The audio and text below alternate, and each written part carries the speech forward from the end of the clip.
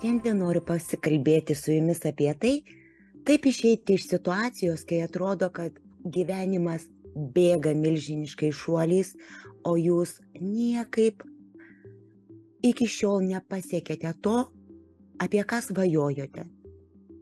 Ir galbūt galvojate, kad viskas, kas gražiausia, jau praeityje. O gal kažkam dabar atrodo, kad ateityje iš viso nieko ryškaus įdomaus jau nebebus. Pradėsiu nuo to, kad tai labai subjektyvus pojūtis. Kai kam ir 30 atrodo, kad gyvenimas jau nugyventas, o kai kas ir 90 atsikelia su džiugesiu ir džiaugiasi būsima diena. Tad kaip sau padėti išeiti iš tos negatyvios situacijos? Svarbiausias dalykas, ką vertėtų suvokti, tai yra tai, kad priežastis nėra konkrečiuose faktuose. Faktai realiai gali būti. Aš neturiu vyro, vaikų, karjeros, namo, apie kurį svajojate, bet esmė yra kita. Svarbiausia, koks mano santykis su savimi, ką aš apie save dėl tų faktų galvoju. Galbūt, kad aš nevykėlis, nepakankamai geras, nepakankamai vertinga, įdomi, kad aš esu nedisciplinuotas, neįdomus niekam. Ir žinoma, su tokiu požiūriu į save nieko gero ir nebus. Tad pirmiausias dalykas, į ką vertėtų atkreipti dėmesį, tai būtent į tai, kad į pirmą vietą aš turėčiau pastatyti ne kažkokį tai galimą ir nepasiektą iki šiol pasiekimą, ne jūsų sukurtą kažkokią taisyklę savo, į kurią žūtbūt turiu įtilpti. Na, tarkim, iki 30 ištekėti ir turėti vaikų, ar tai gyventi namelyje ant jūros kranto. Ir panašių dalykų mes prisikūrėme. Tačiau vertėtų atkreipti, perkelti žvilgsnį į save, į savo savijautą, kurioje esate, į tą savęs pajautimą ir suvokimą. Su kokiugi pojūčiu jūs nubundate, kokiu žvilgsniu žiūrite į save, ką jaučiate, kai save matote, ką galvojate apie save ryte atsikėlę, o ir iš viso ar galvojate. Jei atsikėlęs aš pradedu galvoti, kad man jau tuoj bus 35 metai, neturiu vaikų, neturiu vyro, neturiu savo namų, nepadariau jokios karjeros, o pažiūrėk, kiek Instagrame yra visokiausių sėkmingų sėkmių, dar pažiūrėk, koks svoris tavo dabar, tu jau niekada nebesversi, kaip svėriai prieš 10 metų, kasgi tave žiūrės, tugi pažiūrėk, net savo neįdomi, tai kam tu būsi įdomi? O kokiagi tavo karjera? Ir išvardinę savo tuos nepasiekiamus rezultatus, tuos nepasiekimus gyvenime, žmogus žinoma daro jam labai logišką ir lengvai prognozuojamą išvadą, kad iš savęs ir gyvenimo jis jau nieko gero nebesulauks. O be reikalo, jei nieko nelaukėte, nieko gero ir neįvyks. Ir jeigu norite, kad jūsų gyvenime sušvistų naujos spalvos, jei norite realizuoti tai, apie ką svajojate, pirmu reikalu vertėtų užsiimti savo vidinę savijautą. Tai yra, išgirskite, tikslingai keisti savo santykį į tai, kaip jūs dabar gyvenate. Pažiūrėkite, ar jūs turite rankas ir kojas, ausis, kad girdėtumėt, akis, kad matytumėt. Ar jūs gyvenate dabar laisvėje, ar įkalinti? Laisvėje? Puiku. Vakar mano vienas klientas, pasveikęs po lėtinės depresijos, sako, savaitgalį išėjau pasivaikščioti ir ant keliuko matau, guli nuvirtusi pušis, už jos kalniukas. Aš perlipau medį, įlipau į kalną. Jetau, aš toks laimingas gyvenime. Aš esu apdovanotas. Man nereikia. Su ratukais aš pajusčiau problemą. Aš negalėčiau perlipti.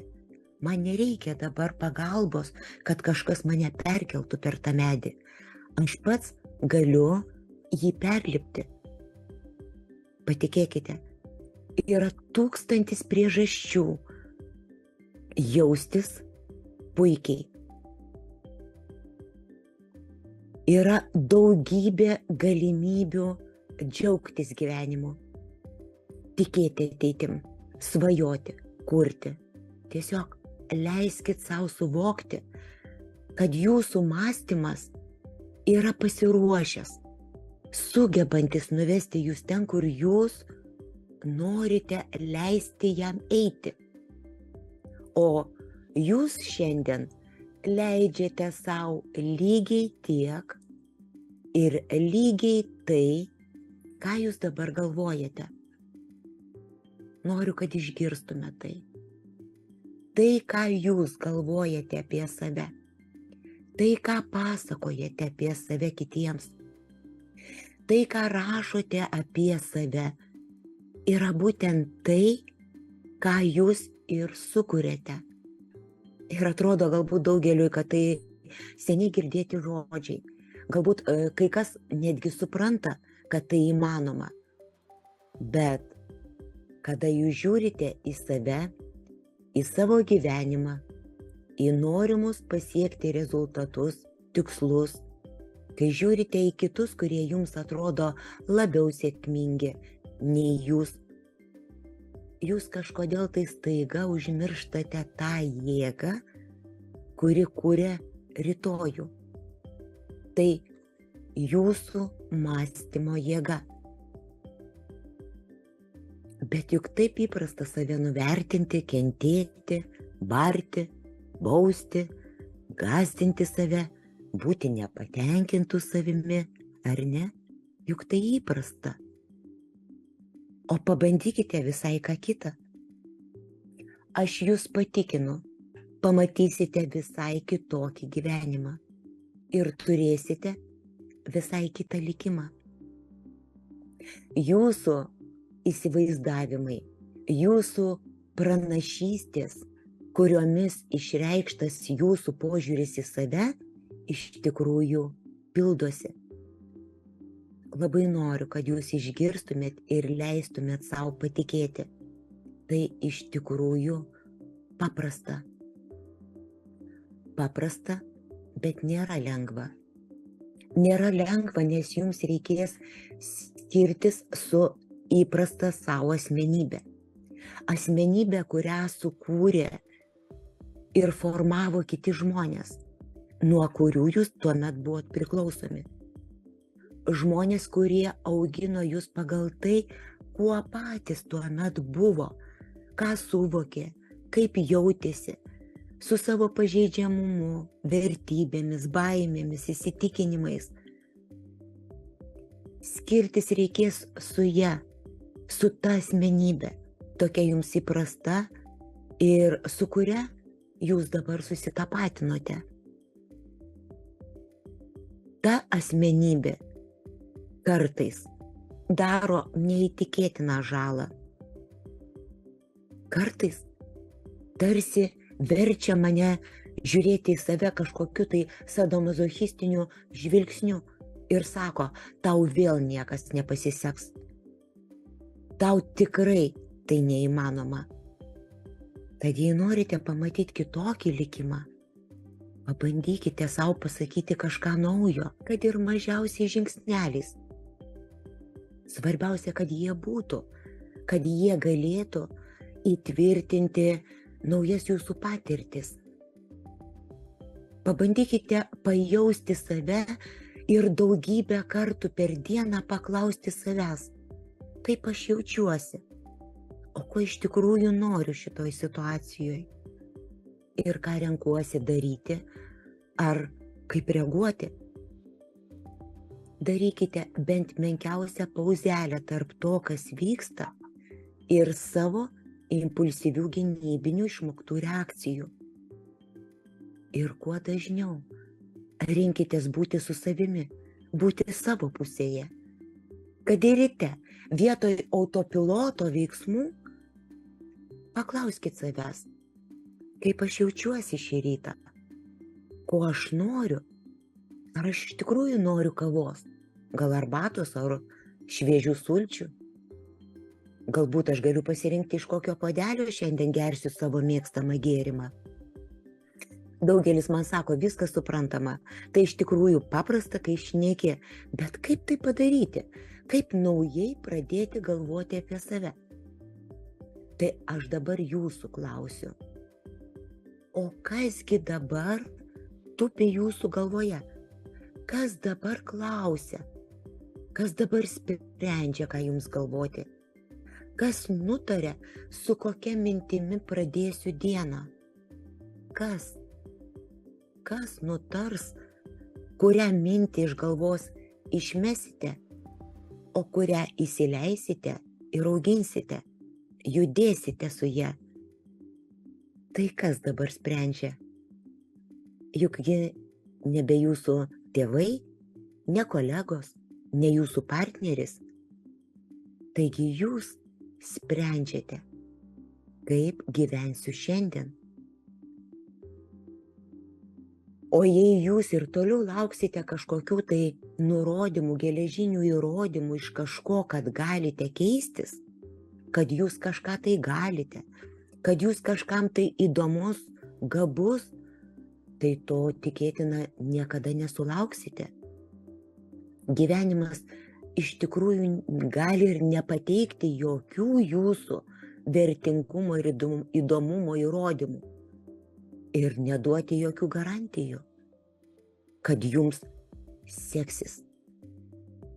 Gyvenimas gali jums siūlyti galimybės, o ar naudojatės jomis ir kaip jomis naudojatės, jau priklauso nuo jūsų. Tik jūs galite kažką savo pažadėti. Tik jūs galite pakeisti savo likimo trajektoriją. Na ir kas, kad jums jau 35, na ir kas, kad jums jau 70 metų.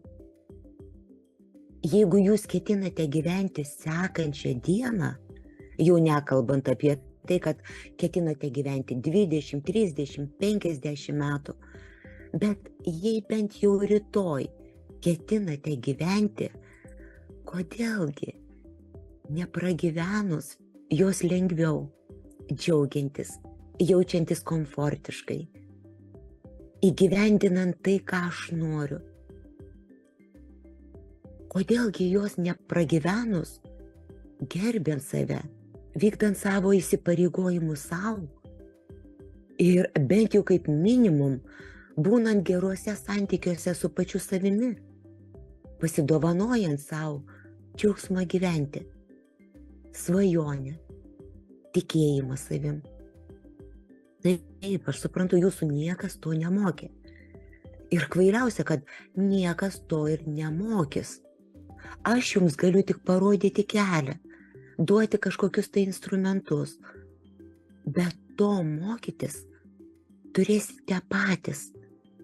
Mokytis atpažinti save, mokytis keistis, mokytis tikėti savimi, mokytis jausti savo vertę.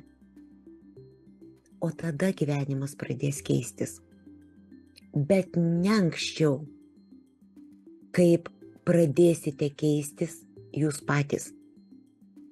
Kai pradės keistis jūsų savijauta, kai pradės keistis jūsų tonas, kuriuo kalbate su savimi. Iš tikrųjų, tarp jūsų dabartinio nepasitenkinimo savimi ir jūsų norimo gyvenimo esate tame tarpelyje tik jūs patys. Ir tik nuo jūsų pačių priklausys rytojaus diena. Tarp tų dviejų gyvenimų išgirskite, daugybę kartų kartoju, esate tik jūs. Ir jūsų sprendimas Prisijimti atsakomybę už tai, kokia bus jūsų rytdiena, yra tik jūsų. O rytojaus kūrimas prasideda jau dabartiniu momentu. Kaip jūs dabar jaučiatės? Užduokite šį klausimą daugybę kartų savo. Ir kreipiuosi dabar į tuos, kas dar nemato, kad jų gyvenime kažkas gali būti įdomaus. Kažkas faino laukia ateityje. Bijau, jog tai akligatvis. Pradėkite svajoti ir realiai matyti, o kogi norite iš savo gyvenimo, kokiu aš save tame ateities gyvenime matau, kuo aš ten esu, su kuo ir kaip aš ten gyvenu, kiek aš galiu duoti šiam pasauliui ir iš jo pasiimti. Tik pagalvokite, kiek visko dar galite patirti, išgyventi, padaryti. Tai ieškom išėjimo durų iš tos situacijos.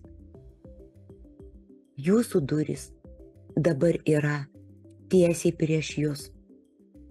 Jūsų sprendimas filtruoti savo mintis ir įsileisti savo pasaulį tas mintis, kurios jūs augina, atveria tas duris.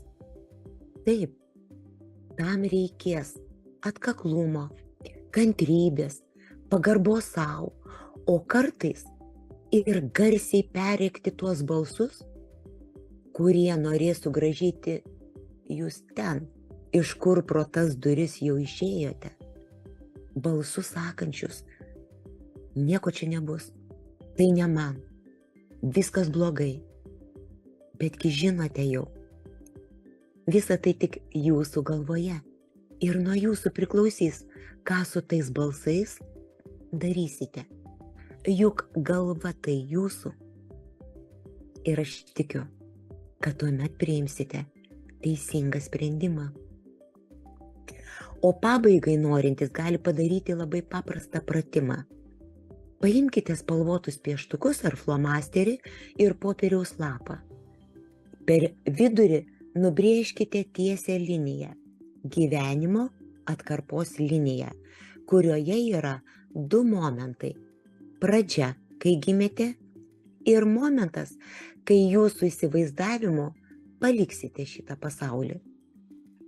O dabar tiesiog labai subjektyviai pajauskite, o kur šioje linijoje šiuo metu esu aš. Ir tai yra labai subjektyvu. Kai kas galbūt 20 jau įsivaizduoja, kad nugyveno pusę gyvenimo. O kai kas, būdamas 70, irgi mato, kad jam liko dar labai daug gyvenimo, beveik pusė. O kai kas gali pajausti, kad yra dar tik pačioje pradžioje, kad dar tik prasideda pats įdomumas, nors jam jau arti 50. Tai kartoju, tai yra labai subjektyvus pojūtis. Bet būtent jis ir nuspręs, kiek dar visko vyks jūsų gyvenime. O dabar, kai jau padėsite tą tašką, kuriame momente esate, nuspalvokite, kaipgi matote jums likusio gyvenimo atkarpą. Kiek ten spalvų, kokios tos spalvos, koks jų ryškumas. Kiek spalvų ir kokio ryškumo matote savo ateities gyvenime. Aš labai tikiuosi, kad šis mažas pratimas kai kam tikrai padės pakeisti savo rytojaus matymą. Pasidėkite šį paveiksliuką ir kuo dažniau prie jo grįžkite. Ir jei jums nebepatiks tas taškas gyvenimo linijoje, kurį nupiešėte, perkelkite ir nupieškite naują tašką. Jeigu kažkada nebepatiks spalvos, kuriomis nuspalvojote, perpieškite kitomis spalvomis. O gal kažkam žiūrint į šį paveiksliuką, gims labai spontaniškų idėjų ką tų spalvų įkvėpta ar įkvėptas aš noriu gyvenime iš tikrųjų realizuoti, patirti, išbandyti, sukurti, pasiekti. Užrašykite jas. Ir faina būtų, kad būtų ne mažiau kaip 20, kad jų būtų daug, kad jūs matytumėt, kiek daug galimybių jūs dar turite gyvenime. Ir dar kartą grįžkite prie tų paveiksliukų, prie tų spalvų, prie savo spontaniškų svajonių. Ir labai verta nespausti save siekti kažkokių labai didelių rezultatų, kažkokių tai iššūkių, kažkokių grandiozinių dalykų, kur jau ten pasaulį norėtumėt nustebinti ar save. Pradėkite nuo paprastų dalykų ir pasidžiaukite tuo. Pradėkite nuo to, ko dar niekada nedarėte, nesate išbandę. Ir pajauskite, taip man tai. Ir dabar jau prieš atsisveikinant, labai prašau jūsų, tiesiog dabar, iš karto, komentaruose parašykite, o kas jūsų įsivaizdavimu jūsų laukia ateityje. Ką matote savo ateityje? Koks tas jūsų įsivaizdavimas apie savo ateities gyvenimą yra būtent dabar? Tiesiog dabar pat prisiimkite atsakomybę už savo ateitį ir nuspręskite, koks manęs gyvenimas laukia ateityje. Ir tegul tas komentaras tampa jūsų dabartinio priimto sprendimo už savo ateitį rašytinė išraiška. Iki pasimatymo ir sėkmės jums.